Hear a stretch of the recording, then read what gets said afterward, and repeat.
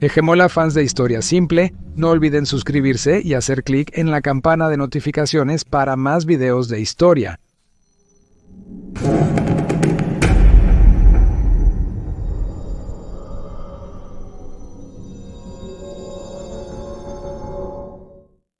El doctor de la peste, siglo XVII. En Italia, de 1656 a 1657 brotes devastadores de peste bubónica en Nápoles, Roma y Génova mataron aproximadamente a 200.000 a 400.000 personas. Se desconoce el origen de esta mortal peste, pero se dice que se propagó desde Nápoles, donde no había restricciones ni precauciones. En estas ciudades se contrataban médicos de la peste para tratar a los pacientes, especialmente a los pobres que no podían pagar el tratamiento. El traje de los médicos fue diseñado para protegerlos de lo que se pensaba que eran olores malignos o aire malo, que se consideraba la causa de la infección en aquel tiempo. Esto se conoce ahora como la teoría del miasma, médicamente obsoleta. En realidad, la peste fue causada por la bacteria Yersinia pestis, que existe en las pulgas que se encuentran en las ratas. Los infectados tendrían síntomas de gripe seguidos de ganglios linfáticos hinchados y dolorosos, gangrena y vómitos de sangre, con la muerte ocurriendo dentro de una semana desde la infección. Algunos historiadores señalan a Charles Delorme como el inventor del traje que fue modelado según la armadura de los soldados. Lo más distintivo era una máscara con forma de pico de pájaro y gafas de cristal. La máscara era más que estética y actuaba como un respirador lleno de flores secas o especias, a través del cual el médico respiraba, protegiéndose de los contagios. El médico también llevaría una larga bata de cuero marroquí que se metía en la máscara para evitar el contacto con el paciente, y la superficie estaba encerada para evitar que los miasmas se pegaran a la superficie. Un fraile llamado Padre Antaro María da San Bonaventura observó que aquellos que trabajaban en la casa de la peste, mientras llevaban la bata encerada, no contraían la enfermedad. Notó que impedía que las pulgas anidaran en la persona, y por lo tanto estaba cerca de descubrir la verdadera razón detrás de la peste. Lamentablemente, consideró a las pulgas como una simple molestia en lugar de portadoras de enfermedad. Además, como la ropa no protegía al portador de los miasmas, también descontaría el valor de las túnicas enceradas. El médico también usaría guantes, botas y un sombrero de ala ancha para mostrar su profesión, y llevaría una varita o bastón para examinar e impartir instrucciones sin tocar al paciente. Los tratamientos para el miasma, que en realidad era la peste, eran ineficaces. Los remedios incluían la sangría y el uso de sanguijuelas en las áreas afectadas.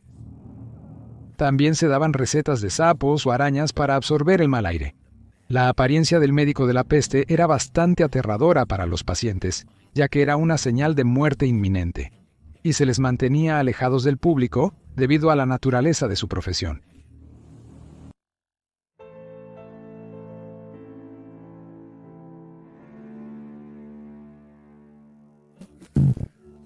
¿Cuánto tiempo permanecía viva la cabeza de una persona después de ser guillotinada? La decapitación como forma de ejecución ha existido durante siglos. Para 1792, durante la Revolución Francesa, se había convertido en una forma de ejecución altamente eficiente y rápida, en forma de la ahora famosa guillotina. El propio rey Luis XVI firmó el proyecto de ley que hizo de la guillotina el método oficial de ejecución. La guillotina era una alta estructura de madera utilizada por primera vez en la Francia revolucionaria para decapitar a alguien mediante una pesada hoja que caía repentinamente por ranuras verticales. Por lo general, cortaba la cabeza de la persona condenada en una sola acción limpia, momento en el cual la cabeza cortada caía sin ceremonias en una cesta debajo. El doctor Joseph Ignace Guillotin, quien le dio su nombre, afirmó que la guillotina hacía la ejecución lo más indolora posible. Sin embargo, más tarde, el dispositivo también se conoció como Madame la Guillotine, la Dame, la Dama, la Veuve, la Viuda, le Réseau National, la Navaja Nacional y Louisette. ¿Pero era realmente indolora la ejecución con ella? Hay una famosa historia sobre la ejecución de Charlotte Corday por la guillotina en 1793 durante la Revolución Francesa. Luego de la decapitación de Charlotte, un hombre de la multitud saltó y abofeteó su cabeza para comprobar si seguía consciente. Se informó que su rostro se sonrojó ante la indignidad de ser abofeteada. Incluso hay relatos de cabezas que parpadeaban tras ser decapitadas por la guillotina. Antoine Lavoisier fue un científico francés durante la Revolución Francesa en 1794. Fue condenado a muerte durante el reinado del terror y supuestamente acordó parpadear después de que su cabeza fue guillotinada como un último experimento para la ciencia. Sus sirvientes notaron que Lavoisier parpadeó hasta 15 segundos después de la ejecución. Aunque hay muchas historias como esta que afirman que la decapitación lúcida o la conciencia existen momentáneamente después de la decapitación, y aunque estas historias se basan en personas reales y eventos reales, lo más probable es que sean exageraciones o anécdotas que se han embellecido con el tiempo por innumerables relatos. Sin embargo, a menudo los científicos se han preguntado cuánto tiempo sigue funcionando la cabeza después de haber sido guillotinada del cuerpo. Una de las principales razones para la introducción de la guillotina fue que se consideró muy humana. Pero algunas facciones en la comunidad médica lo cuestionaban seriamente. El doctor Samuel Thomas Summeryn teorizó que, de hecho, una cabeza decapitada podría continuar viviendo y sintiendo hasta 15 minutos completos después de ser guillotinada, y por lo tanto, el sufrimiento era peor que la muerte por ahorcamiento.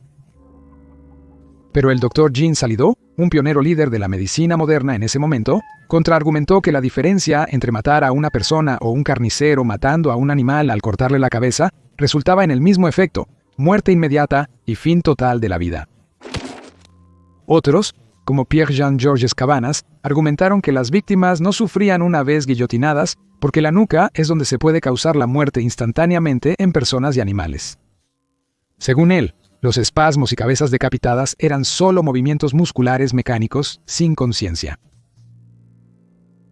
Ha habido muchos casos bien documentados de animales como pollos, cucarachas, ranas, serpientes y mantis religiosas que sobreviven durante un largo periodo de tiempo después de haber sido decapitados. Por ejemplo, hay muchas cuentas y videos de serpientes de cascabel que han sido decapitadas y aún han podido morder a las personas con su cabeza.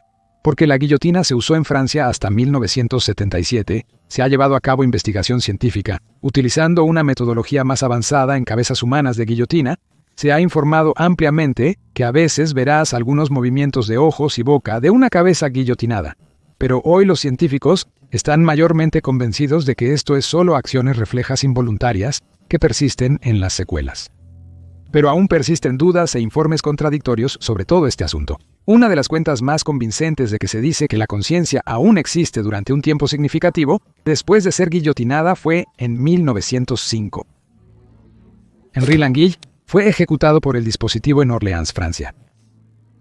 El doctor Gabriel Boriot observó que la cabeza decapitada aún se retorcía, y cuando llamó al hombre por su nombre, sus ojos miraron hacia arriba y se quedaron mirando directamente al doctor. Se afirmó que esto duró entre 25 y 30 segundos, aunque más tarde, en 1939, la revista de la Asociación Médica Americana pensó que Wario estaba exagerando su relato de lo sucedido, ya que otros testigos que habían estado presentes en la ejecución dijeron que la vida solo parecía durar un máximo de 10 segundos, y que las reacciones del hombre eran menos pronunciadas. Actualmente, los científicos concuerdan en que cuando una víctima es guillotinada, la cabeza y el cuerpo separados mueren por una combinación de factores. Shock, pérdida de sangre, pérdida de presión arterial y anoxia, que es la disminución total del nivel de oxígeno dentro del cuerpo. El cuerpo separado vive unos 60 segundos más hasta que el corazón deja de latir. Según los científicos, una cabeza decapitada puede tener suficiente oxígeno almacenado para que el metabolismo continúe durante unos 7 segundos. Aunque partes del cuerpo pueden seguir viviendo durante un corto tiempo después de ser guillotinadas, el efecto catastrófico de ser decapitado significa que cualquier conciencia se extinguiría casi instantáneamente. Así que durante unos 2 o 3 segundos, el cerebro puede seguir funcionando, pero cualquier inteligencia estaría en un estado comatoso fijo, sin respuesta, inconsciente de todo. Pero aún no ha habido evidencia concluyente de una forma u otra si la conciencia realmente permanece significativamente después de la decapitación. Quizás con el tiempo descubriremos lo que realmente sucede en esos breves momentos antes de que la vida se extinga. La maestra asesina del hacha. 1892. Fue a principios de 1892, justo en las afueras del pequeño pueblo de Fall River en Massachusetts, Estados Unidos. En la granja de la familia Borden se produjo una escena de una breve pero despiadada y mortal racha de asesinatos. pues en el granero yacían los cuerpos decapitados de más de una docena de víctimas inocentes, todas asesinadas por el dueño de la granja, el banquero jubilado Andrew Borden, de 70 años. Su esposa Abby y una de sus hijas, Emma, eran gente práctica de la granja y entendían la necesidad de la matanza, ya que ellas mismas regularmente sacrificaban pollos y cerdos para la mesa de cena. Así que para ellas, esta matanza no era diferente y se ocupaban recogiendo los cuerpos listos para ser limpiados y convertidos en pasteles. Pero la otra hija de Andrew, Lizzie, era mucho más sensible al ver a sus queridas palomas siendo sacrificadas. Ella los había criado desde su nacimiento, más como mascotas que como otra fuente de alimento en la granja, a diferencia de otros. Lizzie y su padre nunca habían estado cerca, y siempre le había resentido por casarse con una mujer llamada Abby Gray, unos años después de la muerte de su madre. La relación de Lizzie con su madrastra, Abby, se había deteriorado aún más cuando descubrió que su padre había comprado varias propiedades en secreto. Lo que angustiaba a Lizzie era que la beneficiaria era su madrastra a expensas de ella y su hermana, Emma. La casa incluso fue comprada para Sarah Gray Whitehead, la media hermana menor de Abby. Unos meses después, habría más matanza en la granja Borden. En la mañana del 4 de agosto de 1892, Lizzie estaba en el granero y oyó un ruido raro desde la casa. Ella corrió hacia la casa y hacia la sala de estar. Lo que vio fue verdaderamente aterrador. Su padre yacía muerto en el sofá. Su rostro estaba terriblemente desfigurado, como si alguien lo hubiera golpeado varias veces con un hacha, matándolo casi al instante. Luego Lizzie llamó a la criada, Bridget Sullivan, pero no la dejó entrar a la sala, sintiendo que la vista de su padre muerto sería demasiado para la joven criada. Anteriormente, la madrastra de 64 años de Lizzie había dicho a Bridget que estaba visitando a una amiga enferma, pero fue encontrada poco después de que se descubriera el cuerpo del señor Borden. Estaba boca abajo en la habitación de invitados de arriba. También había sido asesinada, habiendo sido brutalmente destrozada a muerte por detrás con un hacha. Pero lo que era notable acerca de su muerte en comparación con la de su esposo era que había sido mucho más violenta e intensa, como si el agresor hubiera odiado a la víctima, algo que se mencionó más tarde en el juicio por asesinato. Y el hacha, que se creía fue utilizada para matar a ambas víctimas, podría haber sido la misma que el padre de Lizzie usó para matar a sus amadas palomas unos meses antes.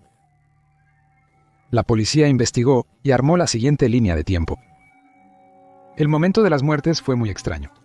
El médico forense concluyó que la madrastra fue asesinada por la espalda alrededor de las 9 de la mañana, mientras limpiaba el piso del cuarto de huéspedes.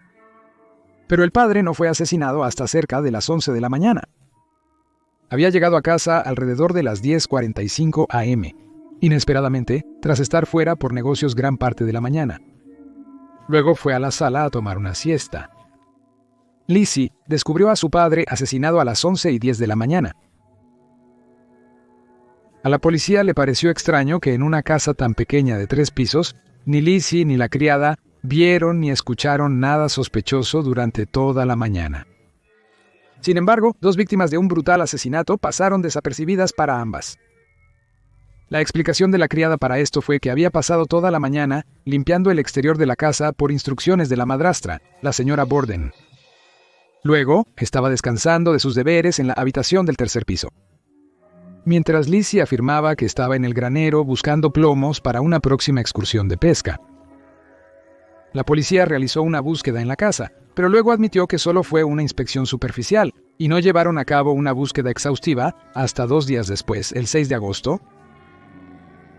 En la investigación de las muertes, el médico forense señaló que el señor Borden había sido asesinado al ser golpeado al menos 9 veces con un hacha.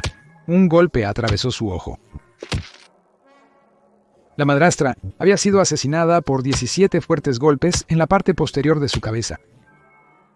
El testimonio de Lizzie en la investigación fue muy errático, tenía poco sentido y se contradecía constantemente. Además, algunas de las cosas que dijo no eran ciertas, como que ayudó a su padre a ponerse sus pantuflas antes de su siesta. Pero las fotos de la escena del crimen mostraban que aún llevaba puestos sus zapatos. El 11 de agosto de 1892, la policía arrestó a Lizzie basándose en sus respuestas confusas en la investigación y en el hecho de que era la que más tenía que ganar con la muerte de su padre y su madrastra. Su padre era un hombre adinerado, y con la madrastra muerta, las dos hermanas estaban a punto de heredar una pequeña fortuna. El juicio de Lizzie Borden comenzó en junio de 1893 y se convirtió en una sensación nacional. Durante el juicio, se admitieron como evidencia los cráneos de las víctimas, deteniendo temporalmente el procedimiento debido a que Lizzie se desmayó ante esta vista macabra. No había evidencia sólida de que Lizzie cometiera los asesinatos, y para la comunidad, ella tenía un carácter intachable como maestra en la escuela dominical. Lizzie también era la tesorera y secretaria de la sucursal local de la Sociedad de Esfuerzo Cristiano, que ayudaba a promover el mensaje de la sociedad de llevar una vida cristiana sincera entre sus miembros. Así que, siendo ella tan respetada en la comunidad, el jurado no tuvo problema en encontrarla inocente. Lizzie nunca dejó Fall River. Ella y su hermana se mudaron a una casa moderna en el rico vecindario de The Hill. Murió 35 años después de neumonía el 1 de junio de 1927. Su hermana menor, Emma, murió unos días después de una enfermedad renal. Ninguna de las dos se casó nunca. La prensa y los investigadores nunca dejaron de acosar a Lizzie, quienes en su mayoría estaban convencidos de que ella había cometido los asesinatos. Nadie más fue juzgado nunca por el crimen y hasta el día de hoy se ve oficialmente como un caso sin resolver. Entonces, ¿quién asesinó a Andrew y Abby Borden en esa trágica mañana de 1892? Los sospechosos son los siguientes. La hija mayor, Emma Borden, a los 36 años y soltera, era poco probable que Emma encontrara un esposo en una época en la que las mujeres normalmente se casaban en sus 20 años. ¿Podría ser que temía que su madrastra heredara todo si su padre moría? ¿Significa que enfrentaba una vejez de absoluta pobreza, ya que no tenía ni una profesión ni un esposo que la apoyara? Entonces tal vez ella tenía un posible motivo. Pero al momento del crimen ella tenía una coartada. Visitaba amigos a 15 millas de distancia y su carácter era considerado intachable. La resentida criada irlandesa de 25 años, Bridget Sullivan. Abby Borden era muy estricta, y algunos dirían que era cruel en cuanto a cómo trataba a su criada. El día del asesinato, insistió en que Bridget limpiara a fondo el exterior de la casa, a pesar de que la criada protestó estar enferma y en medio de una intensa ola de calor. ¿Podría ser que simplemente se descontroló y mató brutalmente a Abby en un arranque de ira y luego mató al padre para encubrir su crimen? La muy respetable hija menor de 32 años, Lizzie Borden. La policía acertó desde el principio, pero no tenía suficientes pruebas para demostrar que era ella. Es cierto que Lizzie tenía mucho que ganar con la muerte de su padre y su madrastra, porque si su anciano padre moría, su madrastra estaba destinada a heredar su vasta fortuna, y Abby tenía muchos parientes. Además, Andrew Borden era frugal a pesar de su riqueza. La casa de los Borden no tenía plomería ni electricidad, mientras que los primos de Andrew vivían en The Hill, un barrio rico donde él podría permitirse vivir fácilmente. ¿Podría ser que Lizzie temía que nunca pudiera poner sus manos en lo que le correspondía por derecho? ¿Llegaría a cualquier extremo posible para vivir en The Hill? Pero si Lizzie había cometido ambos asesinatos, ¿se cambió de un vestido manchado de sangre 2 veces? ¿O se paseó durante casi 2 horas con un vestido manchado de sangre, lo cual parece inconcebible? Pero el hecho es que la policía no registró la casa adecuadamente en busca de pruebas hasta 2 días después, dando a Lizzie mucho tiempo para deshacerse de cualquier evidencia incriminatoria. Es cierto que Lizzie fue encontrada en la cocina por su hermana y un amigo de la familia quemando lo que Lizzie afirmó ser un viejo vestido manchado de pintura. Esto puede parecer incriminatorio, pero debemos tener en cuenta que esta era la mañana del 7 de agosto, el día después de que la casa había sido minuciosamente registrada por la policía en busca de pruebas. Podría ser que la explicación de Lizzie sobre quemar el vestido era la correcta, y en cuanto a sus declaraciones desordenadas y contradictorias en la corte, puede ser simplemente debido a los efectos secundarios de la morfina que le había sido recetada por su médico en ese momento por estrés y ansiedad. Hay otra teoría. Podría haber sido homicidio por responsabilidad disminuida, ya que la madre de Lizzie había sufrido de convulsiones que la hacían violenta y entrar en ataques de ira incontrolables, de los cuales no tenía recuerdo después. Se dice que Lizzie también sufrió de esto, pero parece poco probable que si esto fuera cierto, tuviera un episodio que duró más de 2 horas. ¿Podría ser un pariente?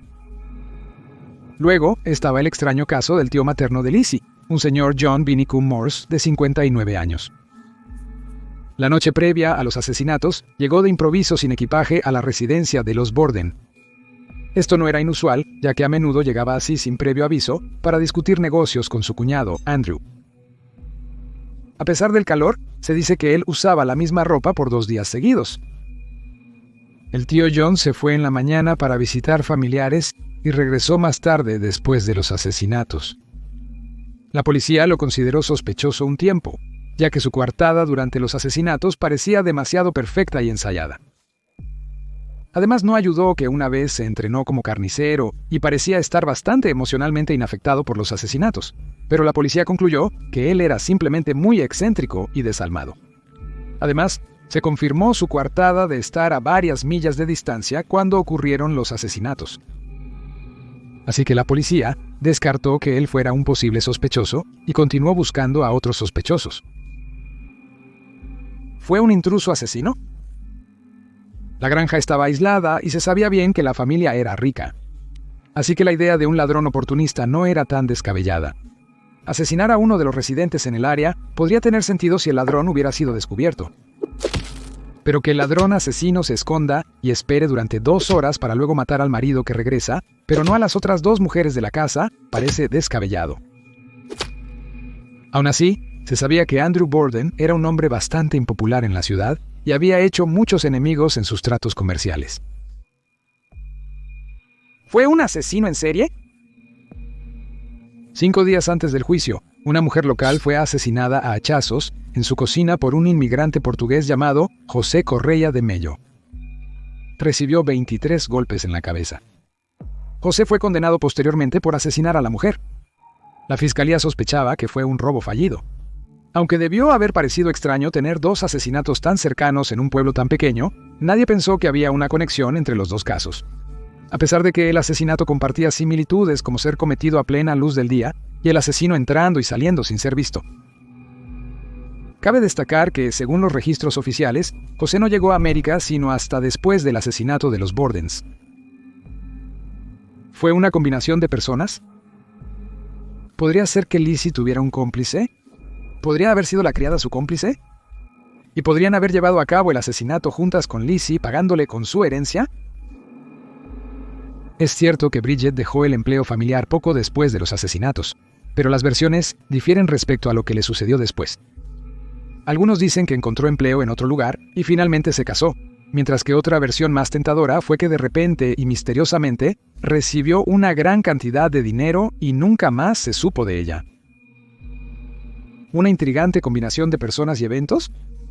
Podría ser que Abby fue asesinada por un intruso o asesino en serie, que luego huyó o abandonó la escena, y luego Lizzie, aprovechando la oportunidad, asesinó a su padre esperando culpar de todo al otro asesino. Puede parecer descabellado, pero quizás Lizzie estaba lo suficientemente desesperada para ejecutar nuevamente un plan tan diabólico, sin percatarse de que la ciencia había progresado lo necesario para determinar que las muertes ocurrieron con 2 horas de diferencia. ¿Podría ser que Lizzie contrató a alguien para hacer los asesinatos? Esto explicaría el hecho de que no se encontró ningún vestido ensangrentado o que nunca se encontró al asesino. Con su padre y su madrastra muertos, ella podría pagarle a su cómplice bastante generosamente. El caso permanece casi 130 años después, sin resolver. En el momento del juicio, la opinión pública era que Lizzie era inocente. Pero pronto, el público se volvió contra ella y esto se puede resumir mejor con una popular rima de cuerda de saltar para niños de la época. Lizzie Borden tomó un hacha y le dio a su madre 40 golpes. Cuando vio lo que había hecho, le dio a su padre 41.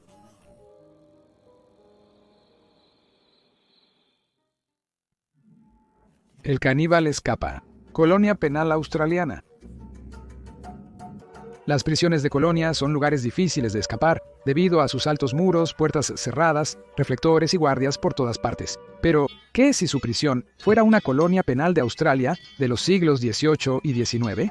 solo se necesitaban pocos guardias para mantener a los convictos dentro, ya que el desierto estéril o el océano infestado de tiburones disuadían incluso al fugitivo más decidido.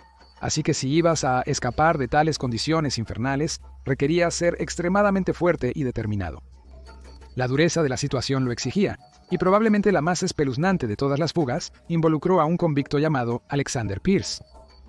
Pierce era un irlandés que originalmente había sido condenado por robar 6 pares de zapatos. Fue condenado a 7 años en una colonia penal australiana. Desde su llegada a la colonia penal de Tierra de Van Diemen, colonia australiana en 1821, no fue más que un alborotador. Durante su estadía, continuó delinquiendo y fue condenado por varios delitos como robo de patos, pavos y una carretilla, además de ser declarado culpable 2 veces por embriaguez y desorden público. Y su última condena fue por falsificar una orden con la intención de defraudar. Fue azotado repetidamente y en una ocasión fue condenado a 6 meses en una cuadrilla de presos. Finalmente, en 1822 fue enviado a la isla Sara, una de las peores colonias penales de todas, y solo te enviaban aquí si habías sido disruptivo en una de las otras colonias menos estrictas. Porque la isla Sara estaba en un lugar desolado y azotado por el viento junto al puerto de la isla y estaba rodeado por una vasta selva.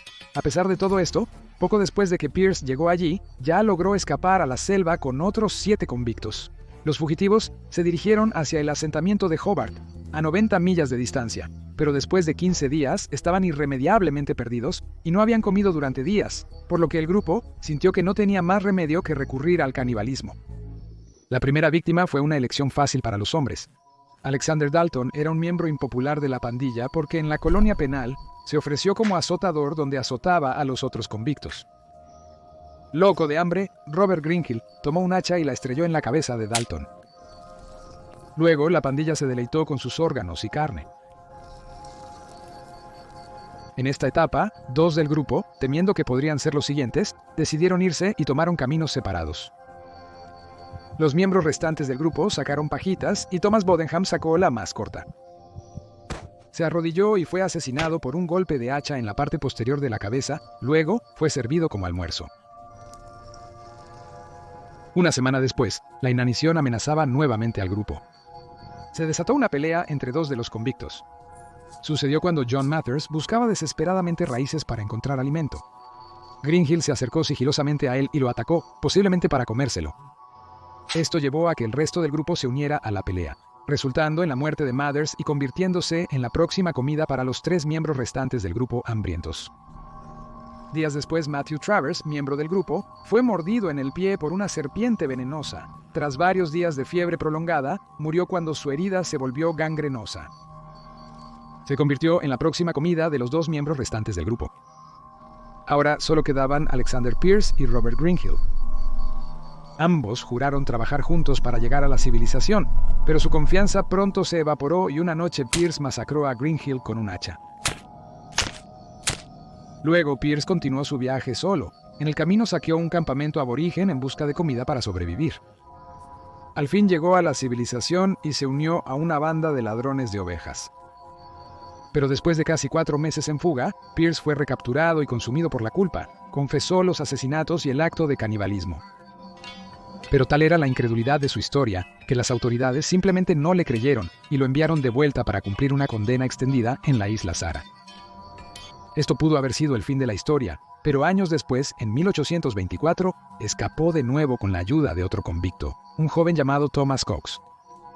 Semanas después, cerca de la costa, un barco se detuvo para investigar un fuego en la playa y halló a Pierce comiéndolo.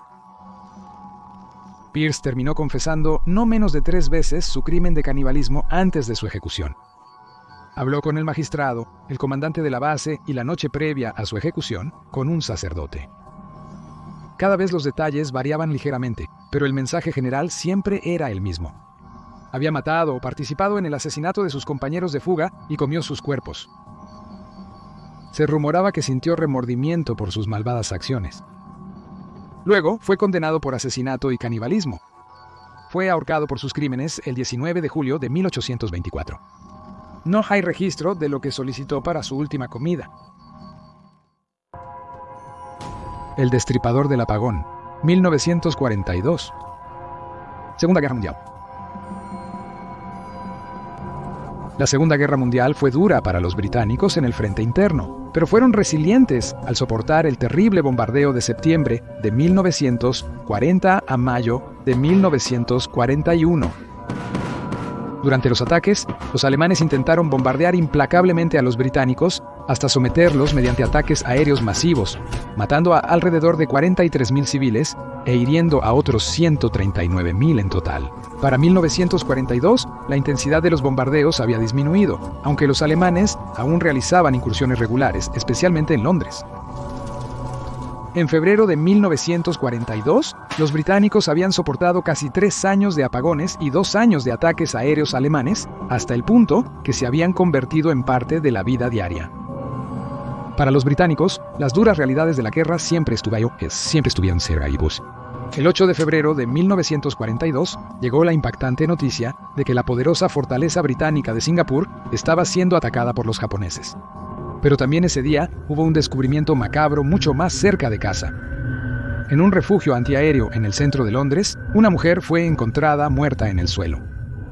Parecía que había sido estrangulada hasta la muerte. La dura verdad era que el posible culpable no era alemán, sino británico. Así comenzó el reinado de terror de una semana del destripador del apagón. Domingo, 8 de febrero, 1942. Víctima, Evelyn Hamilton. Ubicación, refugio antiaéreo cerca de Marble Arch, en Londres. Edad, 40 años. Ocupación, farmacéutica. Evelyn Hamilton fue vista por última vez esa tarde. Salió de su casa de huéspedes para cenar tarde. Su cuerpo fue hallado a la mañana siguiente en un refugio antiaéreo. Había sido estrangulada hasta la muerte y su bolso había sido robado. Segundo día, lunes 9 de febrero 1942. La víctima fue Evelyn Oatley, también conocida como Nita Ward. Ubicación, en el apartamento de la víctima en la calle Wardour en Soho, Londres. Edad 35 años. Ocupación, actriz a tiempo parcial y prostituta. El día que se introdujo el racionamiento de jabón en Gran Bretaña, se encontró a una mujer muerta en su apartamento en Soho, centro de Londres. De alguna manera, su asesinato no sorprendió a la policía, ya que la víctima, conocida como Nita, era una prostituta muy conocida. Pero lo más impactante fue la brutalidad de su muerte. Fue asesinada por estrangulamiento y degollamiento. Su cuerpo había sido horriblemente mutilado con una serie de objetos, una hoja de afeitar, un abrelatas y unas tenazas para el cabello.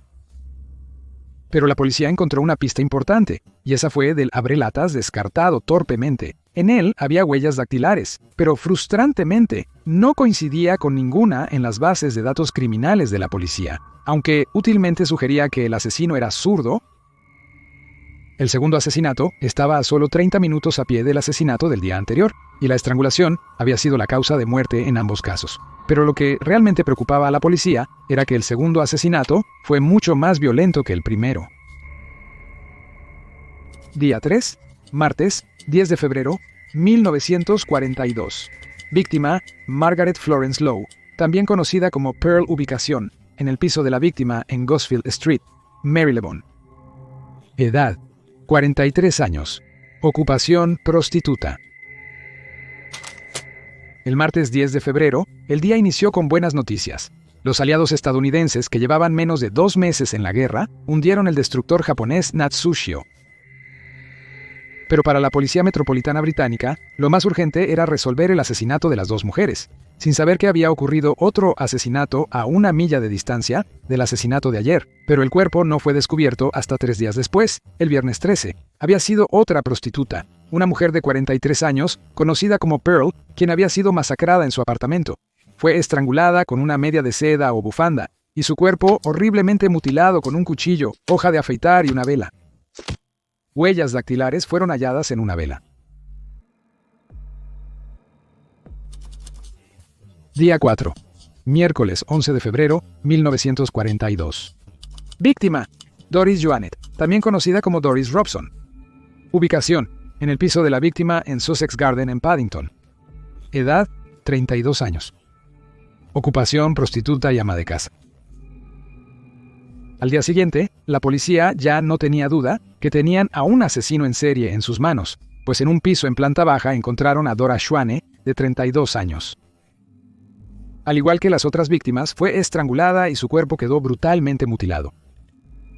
Para entonces, la policía y los periódicos comenzaron a sospechar que los 4 asesinatos estaban relacionados.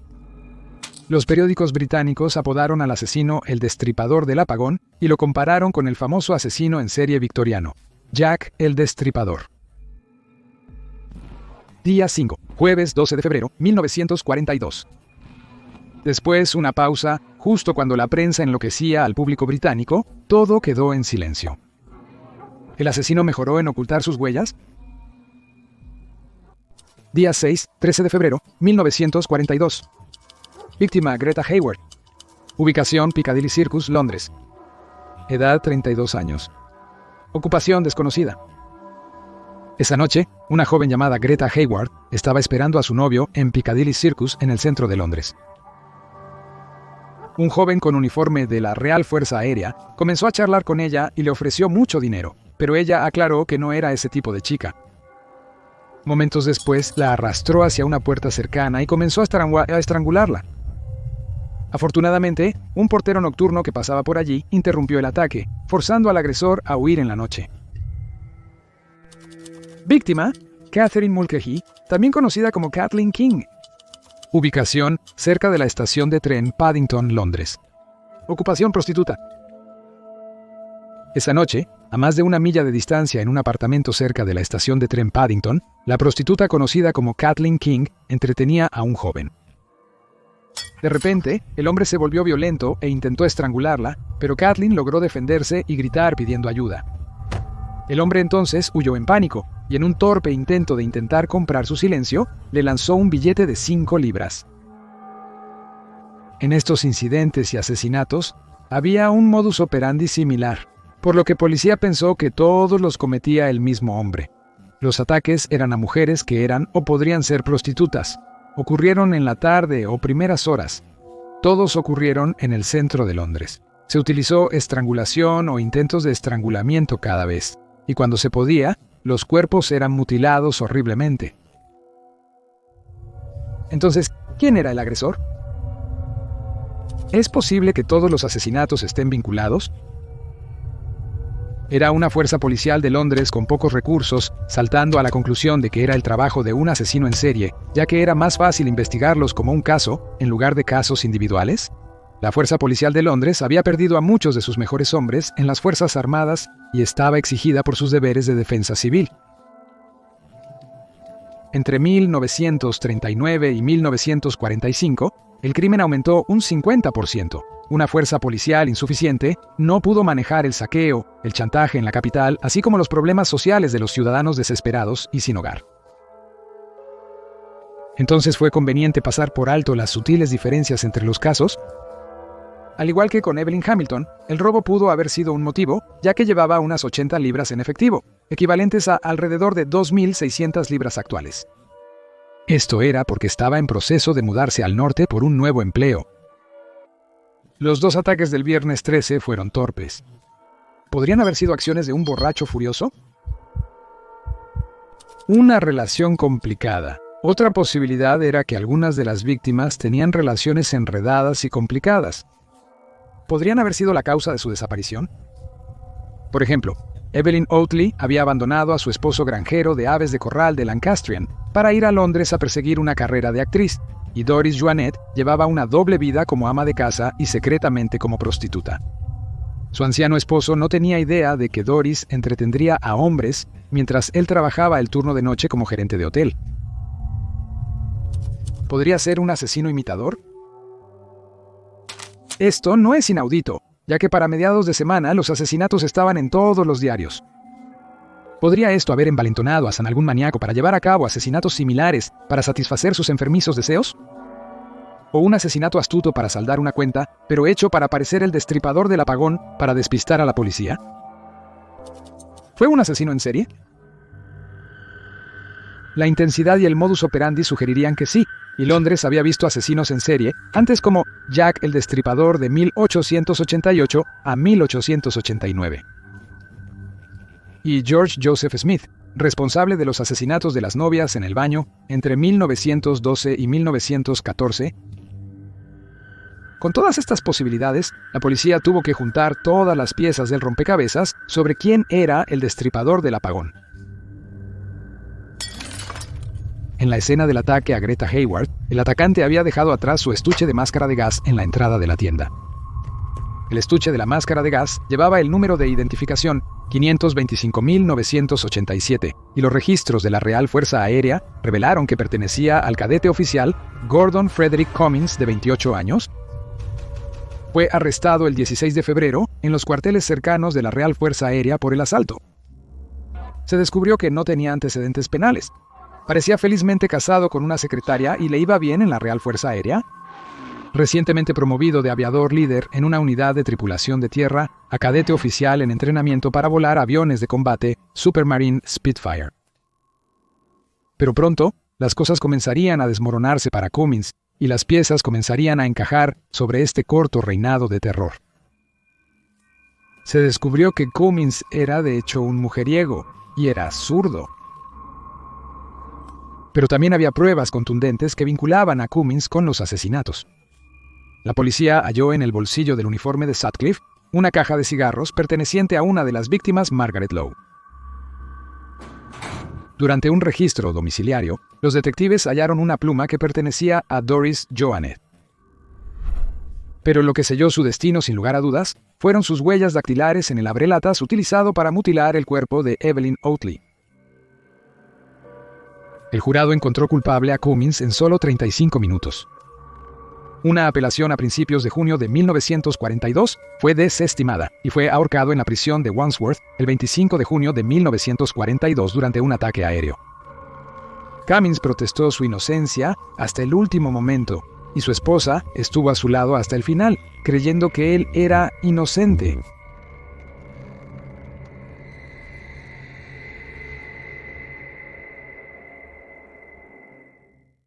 Jack el Saltarín. Leyendas victorianas de 1838 a 1904. Jack el Saltarín era una figura tipo fantasma que se suponía que había aterrorizado a Londres y luego al resto de Inglaterra. La descripción de él variaría enormemente, pero siempre era amenazante y siniestra. Era un hombre de aspecto pálido, que exhalaba llamas azules y blancas con garras metálicas afiladas en las puntas de sus dedos y bolas de fuego por ojos. Parecía el diablo vestido de caballero. A veces era un monstruo horrendo con una cara deformada. Se alega que sus ataques fueron numerosos, aunque nadie resultó gravemente herido en ninguno de los encuentros reclamados con Jack el Saltarín. Aunque algunos resultaron arañados, la mayoría de sus víctimas quedaron aterrorizadas. Lo único que tenían en común sus ataques era la habilidad de Jack el Saltarín para escapar después, saltando sin esfuerzo sobre muros altos y saltando con gran agilidad de techo en techo. No estamos seguros de dónde obtuvo este personaje su nombre, pero lo más probable es que fuera porque Jack era uno de los nombres más populares en la era victoriana. A veces se informaba de una serie de ataques en cuestión de semanas, luego desaparecía durante meses o a veces años seguidos. No cabe duda de que su popularidad se vio enormemente aumentada por la sensacionalización de sus hazañas por parte de la prensa, especialmente los muy populares Penny Dreadfuls, que adoraban imprimir relatos espeluznantes y descabellados de intrigas y aventuras macabras. Pero también medios respetables, como el Times, informaban sobre él frecuentemente. Todo inició el 9 de enero de 1838. Había crecientes preocupaciones públicas sobre avistamientos extraños en diferentes partes de Londres, tantos que el Lord Alcalde de Londres, Sir John Cowan, se vio obligado a abordar el problema cuando recibió una queja anónima de que todo era parte de una broma elaborada. Según rumores, 2 aristócratas apostaron que uno de ellos, con 3 disfraces diferentes, de fantasma, oso y diablo, visitaría pueblos cerca de Londres haciendo travesuras. El alcalde no estaba convencido de que la historia fuera cierta, pero al día siguiente, los periódicos a nivel nacional retomaron la historia, y el 11 de enero, el alcalde se sintió obligado a mostrar al público una enorme pila de cartas que había recibido de todo Londres, quejándose de bromas o avistamientos similares. Después se ofreció una recompensa por arrestar al culpable. Un famoso y muy publicitado encuentro con Jack ocurrió poco más de un mes después, el 19 de febrero en Londres, cuando una adolescente, Jane Aslop, respondió a la puerta a lo que ella pensó que era un oficial de policía, que dijo que habían atrapado a Jack el saltarín cerca y solicitó una vela. Jane consiguió una vela según lo solicitado. A su regreso, el hombre se quitó su capa y ella dijo más tarde que tenía una apariencia más horrenda y aterradora, respirando llamas azules y blancas de su boca mientras sus ojos parecían bolas rojas de fuego. Luego comenzó a desgarrar su vestido con lo que parecían garras metálicas. Sus gritos hicieron que sus hermanas acudieran en su ayuda y la criatura huyó en la noche, dejando a Jane terriblemente alterada y en shock. Se informaron rápidamente varios avistamientos más en todo Londres y un periódico afirmó falsamente que en Stockwell, Brixton, Camberwell y Vauxhall varias personas habían muerto de miedo y otras habían tenido convulsiones debido a su aterrador encuentro con Jack el saltarín. El pánico real comenzó a propagarse y la creencia de la gente en él se reforzó rápidamente cuando los padres les decían a sus hijos mal comportados que si no se iban a la cama tranquilamente, Jack el saltarín vendría a buscarlos. Tal era su notoriedad. Se volvió un favorito en las iglesias los domingos, donde se usaba regularmente como metáfora del pecado. En los años 1870, el ejército incluso estableció trampas después de que los centinelas informaron ser atacados en la noche con un pez mojado o una mano helada por Jack el saltarín. Durante casi 70 años, fue visto en lugares tan lejanos como Birmingham, Wolverhampton y Lincoln. La última aparición reportada fue en Liverpool en 1904, y después de eso, Jack el saltarín se desvaneció silenciosamente en la historia. Nunca más se volvió a escuchar o ver. Entonces, ¿qué debemos hacer con el fenómeno que fue Jack el saltarín? ¿Es una histeria colectiva alimentada por el sensacionalismo de los medios o podría ser una de las teorías más descabelladas propuestas? Una de las teorías más creíbles fue que, en efecto, fue una broma que luego fue continuada por imitadores, sus habilidades más inhumanas exageradas por los medios y la histeria colectiva. Una característica común de los encuentros con Jack eran los muchos accesorios que parecía usar para mejorar su apariencia y hacerse más amenazante, como máscaras, garras metálicas, capas y cascos. Algunos sugieren que podría haber sido el marqués de Waterford, famoso por peleas borrachas, bromas brutales y vandalismo. Era conocido por su comportamiento errático, problemas con mujeres y policías, lo que le valió el título de Marqués Loco, y se decía que haría cualquier cosa por una apuesta. Esta aparente histeria masiva fue alimentada regularmente por los medios durante más de 70 años, pero más de 100 años después, no estamos más cerca de conocer la verdad detrás de Jack el saltarín. ¿Cómo intentaban las personas curar la peste? Flagelante. Siglo XIV, continente europeo. La muerte negra, más comúnmente conocida como la peste bubónica, arrasó Europa a partir de mediados del siglo XIV. Sin embargo, esta no fue la primera aparición de la peste bubónica en la Edad Media. Los rumores sobre la gran pestilencia llegaron al continente europeo desde el Medio Oriente y Asia antes de que la peste misma fuera traída por barco. La peste trajo contagio, horror y muerte a la gente de Europa desde el momento en que llegó a Sicilia. Se extendió gradualmente por el continente e incluso hasta las Islas Británicas. La peste bubónica se caracteriza primero por la hinchazón de los ganglios linfáticos en las axilas y la ingle conocidos como bubones. Estos bubones se inflamaban hasta alcanzar el tamaño de un huevo o incluso el tamaño de una manzana, provocando un dolor intenso a las víctimas. La siguiente etapa de la enfermedad era la supuración y el sangrado de las hinchazones. A esto le seguían terribles dolores y molestias, fiebre, vómitos y diarrea. Las personas de la época no tenían idea de cómo se propagaba la peste. Creían que incluso tocar la ropa de la víctima causaría contagio. No obstante, la auténtica causa de la peste eran las pulgas transportadas entre las casas por personas y animales, en especial las ratas. El contagio se extendió por todo el continente a medida que las personas sanas huían al campo e incluso cruzaban el Canal de la Mancha, tratando de escapar de la infección. Pero en realidad llevaban consigo las pulgas infectadas. La peste se extendió velozmente por Europa, matando hasta 50 millones de personas e infectando aún a más. Debido a la intensidad y el horror de la muerte negra, sin una explicación plausible en ese momento, las personas en la Edad Media culpaban a una variedad de cosas, siendo la mayor de ellas la ira de Dios. A mediados del siglo XIV, algunas personas creían que la forma de aplacar la ira de Dios era matar a aquellos que veían como herejes. Esto significaba miles de judíos, extranjeros, pobres y peregrinos fueron asesinados para complacer a Dios.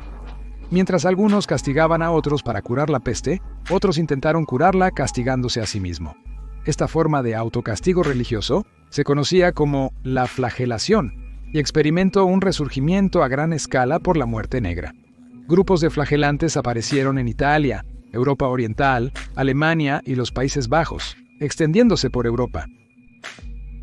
Los flagelantes eran fanáticos religiosos que intentaban expiar sus pecados y por lo tanto curar la peste a través de demostraciones públicas de penitencia. Esta expiación se basaba en la imitación de la forma en que Jesús sufrió cuando fue azotado por los guardias romanos antes de ser crucificado por los pecados del mundo. Los flagelantes se azotaban públicamente varias veces al día, viajando a diferentes pueblos en una procesión cada 33 días y medio, ganando más seguidores en cada pueblo al que iban. Algunos grupos de flagelantes se diferenciaban de otros ciudadanos al llevar capuchas sobre sus caras, pero exponían sus espaldas para mostrar sus heridas. Esto proporcionaba un elemento de modestia y humildad en el acto de flagelación. No debían ser vistos o adorados como seres santos en sí mismos, pero sus acciones estaban destinadas a ser vistas como expiación por los pecados de toda la humanidad. Los látigos consistían en 3 cuerdas de cuero que tenían nudos en cada extremo, que a veces tenían clavos de metal o puntas de hierro incrustadas, de modo que el flagelante sacaría aún más sangre y posiblemente expiaría aún más profundamente por sus pecados mundanos. La sangre del flagelante salpicaba paredes, caminos y espectadores. Algunos veían la sangre como una reliquia sagrada. Eventualmente, el Papa Clemente VI condenó la acción de los flagelantes como herética porque los veía como posibles usurpadores del poder católico que causaban problemas e infundían falsas esperanzas. El 20 de octubre de 1349, el movimiento flagelante fue oficialmente condenado en una bula, y los líderes de la Iglesia fueron ordenados a suprimirlo con el fin de la peste bubónica. En la Baja Edad Media, el movimiento flagelante había prácticamente desaparecido. Sin embargo, no fueron los flagelantes y sus acciones quienes curaron la peste. La sanidad y el clima frío finalmente acabaron con los restos de las pulgas que portaban la peste, dejando a la población europea devastada pero aún sobreviviendo. Juicio de brujas. Prueba de natación. Del siglo XVI al siglo XVIII, países como Inglaterra y América creían que tenían un problema con las brujas. Había un miedo genuino de que las brujas se escondieran entre la población, por lo que se idearon una variedad de pruebas para descubrirlas. Fallar en cualquiera de estas pruebas generalmente significaba que eras condenado como bruja y quemado en la hoguera. Pero una de las pruebas más famosas y crueles fue la prueba de natación, o como a menudo se llamaba en Europa, la prueba de flotación. Era principalmente más común en Gran Bretaña, donde confusamente fue prohibida por Enrique III en 1219, pero respaldada abiertamente por el rey James I en 1597. También se registraron casos en países como Alemania, Suecia, Suiza y las colonias americanas. La tradición de ser juzgado por el agua se puede remontar hasta el siglo III a.C., y se convirtió en ley en Inglaterra bajo el rey Athelstan en el siglo X. La prueba de natación era cuando a las mujeres acusadas de ser brujas se les ataba y se les arrojaba a un río o lago cercano frente a una multitud. Los métodos más populares para atar a una bruja sospechosa serían atar sus pulgares a los dedos de los pies opuestos cruzados o simplemente tener sus manos atadas detrás de la espalda. A veces a los acusados se les cosía dentro de un saco. De cualquier manera, habría sido casi imposible para ellos nadar. Si los sospechosos flotaban, se les consideraba brujas, pues se creía que habían rechazado el bautismo al pactar con las fuerzas oscuras. El agua, como agente bautismal, parecía rechazar a los culpables. Luego serían ejecutados mediante quema o ahorcamiento. Si se hundían, eran puros de corazón y serían sacados del agua por una cuerda atada a ellos y considerados inocentes. Muchos sospechosos se ahogaban antes de poder ser rescatados, lo que representaba un problema adicional. La práctica perduró hasta bien entrado el 1700, pero a medida que amanecía la era de la razón y la ciencia, pronto cayó en desgracia. Taburetes de immersion o caulking, del siglo XIII al siglo XVII. Los taburetes caulking eran populares como un tipo de castigo en Gran Bretaña en los siglos XIII y XIV. Se usaba para humillar en público a personas por faltas menores, como mujeres que chismoseaban mucho o comerciantes deshonestos. La palabra cocking proviene de la palabra sajona cocking stool, que significa literalmente silla para defecar, ya que originalmente eran inodoros modificados, que eran una basinica cubierta en un asiento de madera. En el castigo del cocking stool, el culpable sería desfilado por su propio pueblo o aldea, atado a un taburete que se llevaba en tablones o en un carruaje con ruedas. El objetivo era degradarlos hasta que se avergonzaran de sus acciones. El taburete de inmersión era una forma de castigo del siglo XVI y XVII, derivada del anterior taburete cocking. El taburete de inmersión siempre terminaba con la inmersión de la persona culpable en agua, a menudo repetidamente frente a una gran multitud. El taburete de inmersión también fue un castigo popular en las nuevas colonias americanas. En 1662, los estatutos de Virginia establecían que si la esposa de un hombre cometía difamación y la multa superaba las 500 libras de tabaco y el esposo se negaba a pagar, la esposa era sumergida en una silla de inmersión una vez por cada 500 libras de tabaco que se negó a pagar. La multa máxima bajo esta ley era de 5.000 libras de tabaco por difamación. Por lo tanto, una esposa podría ser sumergida potencialmente hasta 10 veces. El sumergimiento era una versión más seria de esto y era un juicio por ordalía. Entonces, cuando se sospechaba que una mujer era bruja, a menudo usaban el sumergimiento como prueba de su culpabilidad o inocencia. El sospechoso estaba atado a una silla de madera o hierro, ocasionalmente dentro de una jaula simple pero robusta. La silla estaba atada a una larga viga de madera y se sumergía en el agua, generalmente un río o estanque. La supuesta bruja era sumergida en el agua atada a la silla y se dejaba sumergida durante 10 a 20 segundos, y luego se la sacaba y se le daba la oportunidad de confesar. Este proceso solía repetirse hasta que la víctima se ahogaba o se rendía y confesaba. Si confesaban, generalmente eran ahorcados o a veces quemados como brujas. Si se ahogaban, se consideraba que eran inocentes y su lugar en el cielo estaba garantizado. Aunque la forma preferida de probar si una mujer era bruja en ese momento era la prueba de natación. Una mujer sospechosa de ser bruja era atada y arrojada a un río o lago cercano frente a una multitud. Si flotaban, se consideraban brujas. Si se hundían, eran puros de corazón y con suerte, los rescatarían antes de ahogarse. El último caso registrado de uso de una silla de inmersión fue en 1817, cuando Sarah Leak iba a ser sumergida en el estanque local. Pero como el agua estaba tan baja, simplemente la pasearon por la ciudad durante un tiempo en una silla. Métodos de ejecución espantosos en la historia. La jaula de ahorcamiento era un instrumento usado para ejecuciones públicas. Su uso se puede rastrear hasta la antigüedad clásica. La jaula de ahorcamiento, también conocido como colgar en cadenas, es el método de dejar un cuerpo colgando después de la ejecución, como desde la horca o incluso después de que la víctima era arrastrada y descuartizada. Sin embargo, a veces la víctima era colocada viva en la jaula de ahorcamiento y se la dejaba morir. La jaula de ahorcamiento se menciona desde tiempos antiguos, ya que se hace referencia en el Antiguo Testamento de la Biblia. La construcción y el estilo de la jaula de ahorcamiento variaban dependiendo de la región y el período, y generalmente eran hechos por un herrero, y eran bastante caros. La jaula de ahorcamiento en sí era un tipo de horca con un brazo que sobresalía de la parte superior que se utilizaba para colgar los cuerpos de los criminales, ya sea después de una ejecución o como forma de ejecución. Lo que distinguía la jaula de ahorcamiento de otras formas de ahorcamiento era que el criminal era colgado con cadenas y se dejaba hasta que su cuerpo se descompusiera por completo. A menudo se dejaba el cuerpo colgando hasta que la ropa de las víctimas se había podrido en su cuerpo. Se hacía una jaula de hierro y a menudo se conectaba a los brazos de madera para que el cuerpo se conservara el mayor tiempo posible. Esto era para prolongar la humillación de las víctimas, mientras el público observaba la deterioración y putrefacción de sus cuerpos. Además, las jaulas de ahorcamiento solían ubicarse junto a las carreteras principales y otros sitios destacados. Los criminales eran dejados colgando en postes de unos 20 a 30 pies de altura para ser vistos de lejos y a lo ancho. A veces permanecían allí durante décadas. La jaula de ahorcamiento se utilizaba más a menudo para traidores, asesinos, bandidos, piratas y ladrones de ovejas, y solo se usaba en criminales masculinos. La intención era disuadir a otros de cometer delitos similares. Un ejemplo famoso de jaula de ahorcamiento fue cuando John Hutchins fue condenado y sentenciado a muerte por el asesinato de un señor, John Sparks, en 1684. Hutchins era un abogado destacado en el Londres de principios de la era moderna, mientras que Sparks era un simple barquero o trabajador fluvial. Según el relato de su ejecución, Hutchins cayó en la lujuria y la depravación, familiarizándose con la compañía de prostitutas y tabernas. El asesinato de John Sparks ocurrió una noche en la que había estado en la taberna durante muchas horas y había salido para encontrar a varios barqueros atormentando a las prostitutas locales.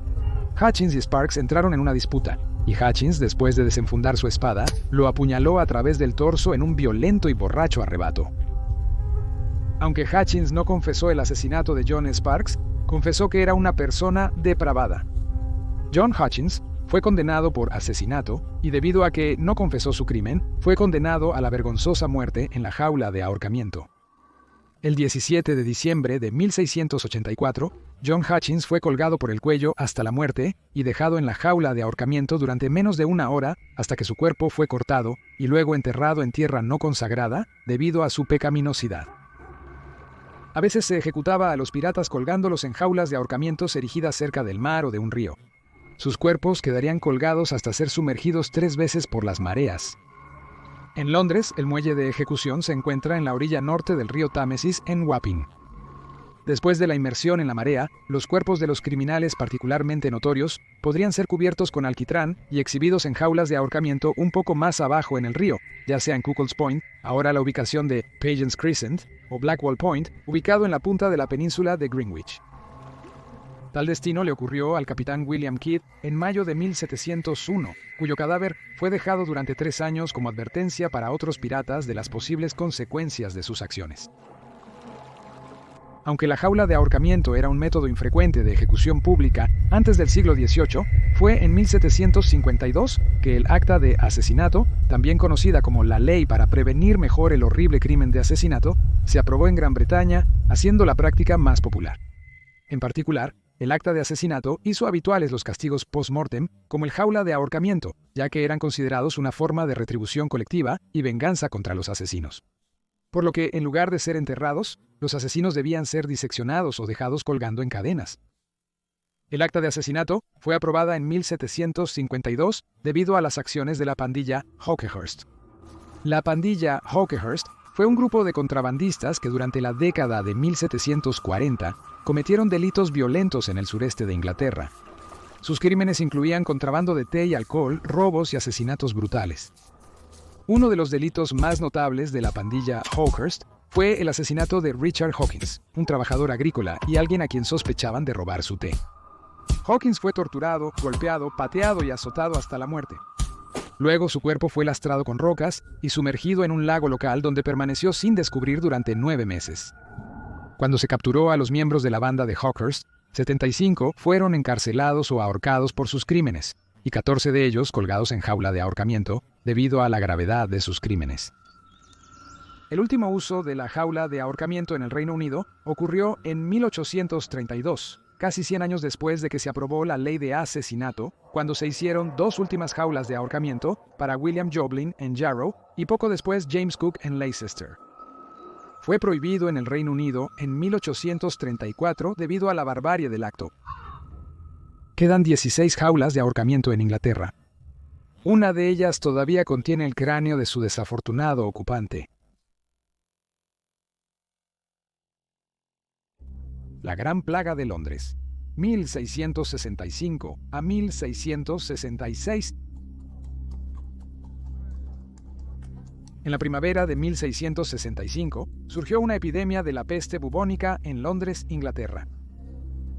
La peste inició en la parroquia de St. Giles in the Fields, una zona pobre fuera de las murallas de Londres, y con la llegada del verano caluroso se convirtió en epidemia. Se especula que la segunda pandemia de peste comenzó en China y se extendió por Europa a través del comercio. La peste bubónica es causada por la bacteria Yersinia pestis, que es transmitida por pulgas que viven en ratas. Las víctimas tendrían síntomas que incluyen fiebre, tos con sangre y bubones dolorosos, ampollas y moretones en el cuerpo. Las víctimas usualmente fallecían pocos días después de contraer la enfermedad. Las áreas más pobres eran las más insalubres, con basura y residuos esparcidos por las calles, y por lo tanto fueron las más afectadas por la peste. Los médicos también eran demasiado caros para la mayoría de las personas, aunque su tratamiento era limitado en su efectividad porque pensaban que las miasmas o el mal aire era la causa de la peste. Mientras tanto, los ricos huyeron de la ciudad porque podían darse el lujo. El rey Carlos II, la nobleza, el parlamento y la mayoría de los comerciantes, abogados y médicos huyeron mientras los pobres permanecían. El alcalde y los concejales también permanecieron para mantener el orden y evitar que la enfermedad se propagara más. En junio, el alcalde cerró las puertas de Londres a personas sin certificado de salud debido a la congestión vial causada por quienes intentaban huir de la acuidad. Para el otoño, 7.000 personas morían de la peste cada semana en la ciudad. Se contrataron vigilantes para hacer cumplir la cuarentena. Si una persona estaba infectada o había muerto de la peste, toda su familia sería encerrada con ellos en su casa, sellada desde el exterior y vigilada. Luego se pintaba una cruz roja en la puerta para distinguirla. Pronto toda la familia estaría infectada y sufriría de la misma manera. También era común ver a los conductores de carros de muertos con pilas de cuerpos que se movían por las calles gritando «¡Saquen a sus muertos!». Los muertos serían sepultados en fosas comunes. Cuando llegó el invierno, la propagación de la enfermedad se ralentizó. A partir de diciembre de 1665, la gente empezó a volver a Londres, y para febrero de 1666, el número de muertes había bajado lo suficiente para que el rey regresara sin peligro. Se estima que hasta 100.000 personas murieron en Londres a causa de la Gran Peste. Después de la Gran Peste, el Gran Incendio de Londres volvería a sumergir a la ciudad en desastre, pero también podría haber ayudado a matar a algunas de las ratas y pulgas que portaban la peste. Rasputín, el hombre, que no moriría, 30 de diciembre de 1916. Grigori Yefimovich Rasputín nació el 21 de enero de 1869 en Siberia, Rusia, en una familia campesina. Llevó una vida sencilla hasta los 28 años, cuando supuestamente tuvo un despertar religioso durante una peregrinación, convirtiéndose después en un hombre santo, autoproclamado errante. Durante toda la vida de Rasputín, circularon persistentes rumores de que se involucraba en depravación, embriaguez, mujeriego, extraños rituales ocultos y pertenecía a un misterioso culto. Pero a pesar de todo esto, para 1906 Rasputín era una figura popular de la alta sociedad en San Petersburgo y se había hecho amigo del zar Nicolás II y su familia. Para entonces, se le conocía simplemente como Rasputín, y la esposa del zar, la reina Alexandra, cada vez más lo veía como un profeta y visionario que podía curar a su hijo hemofílico, Alexei. Durante los siguientes 10 años, la influencia de Rasputín sobre la familia real y sus decisiones políticas creció y creció. Esto causó mucho resentimiento entre el pueblo y los políticos rusos. Hubo intentos de limitar su poder, e incluso un intento de asesinato el 12 de julio de 1914. Una mujer campesina profundamente religiosa de 33 años, llamada Chonya Guseva, apuñaló a Rasputín en el estómago mientras visitaba su pueblo natal de Pokrovskoy. Rasputín resultó gravemente herido y casi muere. Guseva afirmó que Rasputín era un falso profeta y el anticristo. Más tarde fue declarada loca y enviada a un manicomio por su crimen. La Primera Guerra Mundial iba mal para Rusia por un liderazgo deficiente y problemas logísticos. Para diciembre de 1916, las Fuerzas Armadas estaban al borde del colapso. Durante este tiempo, Rasputín y la familia real se habían vuelto increíblemente impopulares. Muchos temían que la influencia de Rasputín sobre la familia real afectara seriamente el esfuerzo de guerra. Un grupo de nobles y políticos conspiraron para matarlo. Esto fue liderado por el príncipe Félix Yusupov y el gran duque Dmitri Pavlovich. En la noche del 29 de diciembre de 1916, los dos invitaron a Rasputín a una pequeña fiesta en el Palacio Real de Mosca. Lo que sucedió después es debatible, ya que gran parte se ha convertido en rumores, sensacionalismo, medias verdades y leyenda urbana, pues Rasputín siempre fue visto por el público como una figura misteriosa, y su muerte pronto se convirtió en un relato de sus poderes místicos, casi superhumanos. La versión popular sobre su muerte es que esperándolo en el palacio estaban el príncipe Félix Yusupov y el gran duque Dmitri Pavlovich, mientras que arriba estaban varios co-conspiradores, incluyendo al renombrado político de oposición Vladimir Puriskevich. Ya en el palacio, el príncipe Yusupov le dio a Rasputín té y pasteles con suficiente cianuro para matar a 3 o 4 hombres pero no pareció afectarle. Luego le ofreció vino Madeira, también con cianuro. No tuvo ningún efecto sobre él, incluso después de beber 3 copas, solo lo embriagó un poco más. Un no I know.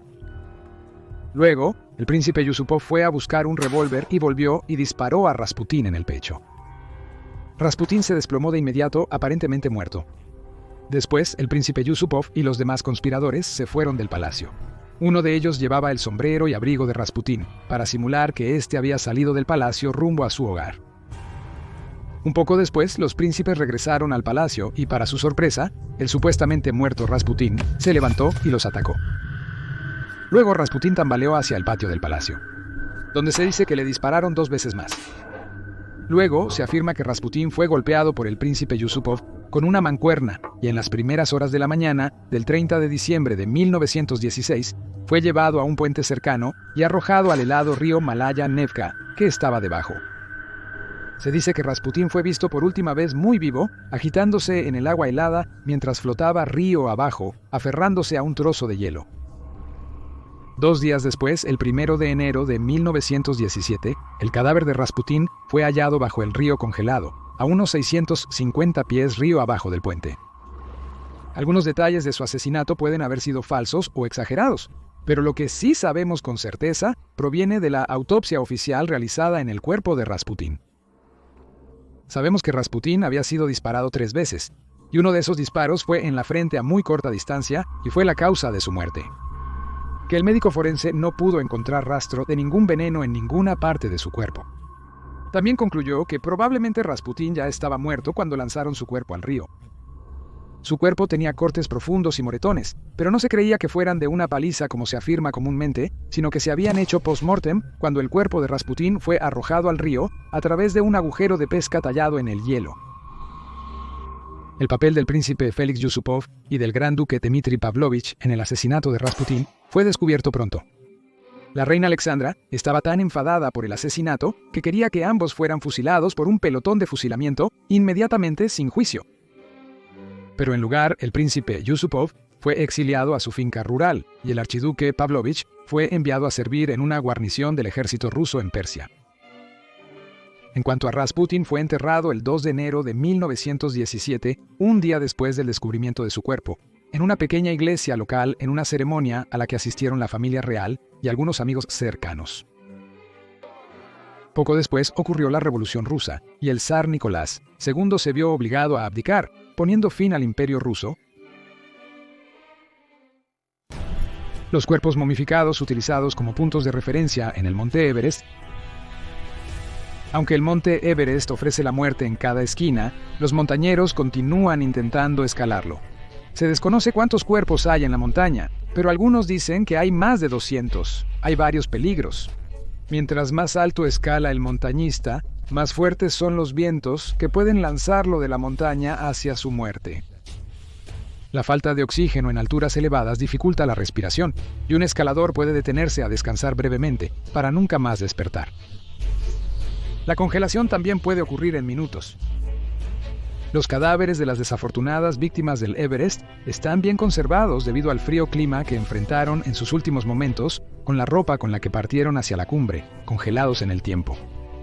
El rescate de una persona incapacitada es tan peligroso cuando se está alto en la montaña que intentarlo puede resultar en tu propia muerte, por lo que los cuerpos a menudo se dejan donde la persona murió. Uno de los primeros intentos por alcanzar la cumbre del monte Everest fue de George Mallory, quien formó parte de varias expediciones británicas en los años 1920. En 1924, junto con Andrew Irvine, partió desde el campamento base avanzado para nunca volver. Aparte de su piolet y un cilindro de oxígeno, nunca se ha encontrado a Irvine. El cuerpo de Mallory fue descubierto en 1999. Su cadáver aún conservado pero decolorado por el sol, con una cuerda tensa en su cintura y una perforación en la parte delantera del cráneo. Se sugiere que la pareja cayó y el piolet golpeó a Mallory en la cabeza. El cadáver más famoso es Botas Verdes. Se cree que es Su Wong Palhor, quien era un escalador indio que murió en 1996. Un año mortal en la historia del Everest, en el que 15 personas morirían intentando alcanzar la cumbre. Se separó de su grupo cuando buscó refugio en una cueva de boca abierta. A 8.500 metros o 27.900 pies, tembló de frío hasta morir en posición fetal.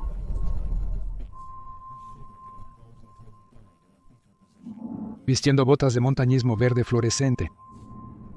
Cada escalador que intenta la ruta de la cresta noreste hacia la cumbre pasará por las botas verdes. En 2006, el escalador inglés David Sharp haría esto, deteniéndose en la cueva para descansar. Se congeló en una posición sentada, incapaz de moverse, y parecía tener la nariz severamente congelada, pero aún estaba vivo. Sharp había optado por escalar solo sin un Sherpa, y sin suficiente oxígeno, y sin radio para pedir ayuda. Alrededor de 40 escaladores pasaron junto a él, ya sea perdiéndolo de vista o creyendo que estaba muerto, tal vez confundiéndolo con botas verdes. Algunos escaladores finalmente encontraron a Sharp e intentaron darle oxígeno adicional. Sin embargo, al no poder levantarse para seguir, tuvieron que dejarlo morir. Frances Arsentiev y su esposo, Sergei Arsentiev, formaban parte de un grupo de escaladores que descendían de vuelta al campamento desde una altura de 8.000 metros, pero debieron hacerlo de noche, con suministros de oxígeno bajos, lo que era extremadamente peligroso. En un punto, Ela desapareció repentinamente y Sergei decidió volver a buscarla sin importar los riesgos. En el camino, adelantó a unos escaladores uzbecos. La habían encontrado viva y congelada, pero no podía moverse, así que intentaron bajarla todo lo que pudieron, hasta que su propio oxígeno también se agotó a niveles peligrosos, obligándolos a abandonar su rescate. Francis y Sergei no podrían volver al campamento base. A la mañana siguiente, Ian Woodall y Cathy O'Dowd, junto con varios uzbecos, descubrieron a Francie todavía viva suplicando ayuda. Sin embargo, la difícil ubicación y la temperatura de -30 finalmente los obligaron a abandonar el rescate, donde ella moriría. El cuerpo de Sergei fue hallado después por el mismo equipo que descubrió a George Mallory. Hoy en día, los cuerpos momificados preservados en el monte Everest se utilizan como marcadores por los escaladores mientras apuntan hacia la cumbre, un macabro recordatorio de los peligros que la montaña representa. Suscríbete y haz clic en la campana de notificación para ver más videos.